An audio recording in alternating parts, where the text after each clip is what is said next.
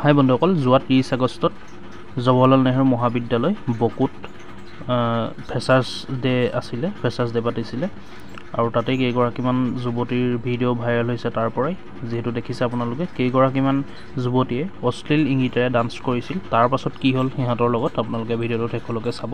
Dance কৰাটো ডাঙৰ কথা নহয়, কিন্তু কিছুমান লিমিট আছে, লিমিট ক্ৰছ কৰিলেহে বেয়া ৰাস্তালৈ গুচি যায় বা বেয়া দিশে গুচি যায়। চাওক আপোনালোকে কেনেকুৱা ধৰণৰ বান্দৰামি কৰিছে, কেনেকুৱা ধৰণৰ ডান্স কৰিছে, একো লাজ নিজ বোলা বস্তু নাই। দেখিছে আপোনালোকে কেনেকৈ, নিশ্চয় আপোনালোকে ভিডিঅ'ত চাইছে। আৰু বেয়া অশ্লীল ইংগিত কৰিছে, তাৰ কাৰণে সিহঁতক আঁঠু কৰাই মাপ খোজা হ'ল, ক্ষমা খোজোৱা হ'ল। আপোনালোকে চাওক কেনেকুৱা ইংগিত কৰিছে, এইটো মানে কিনো দেখিছে আপোনালোকে। ইয়াৰ পিছত চাওক কেনেকুৱা ধৰণৰ ডান্স কৰিছে, এয়া হেলমেট পিন্ধি লৈ।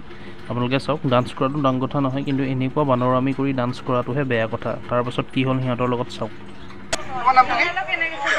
তোমাৰ নাম কি মাইনা? যোৱা 30 তাৰিখে বকো জৱাহৰলাল নেহৰু মহাবিদ্যালয়ত নৱাগতা আদৰণি সভাৰ আমি যি অসভ্যালি কৰিছোঁ তাৰ বাবে আমি ক্ষমা খুজিছোঁ।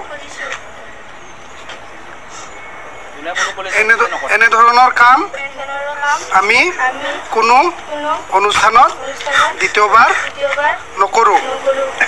সৰি ক কেমেৰাত চাই কিনে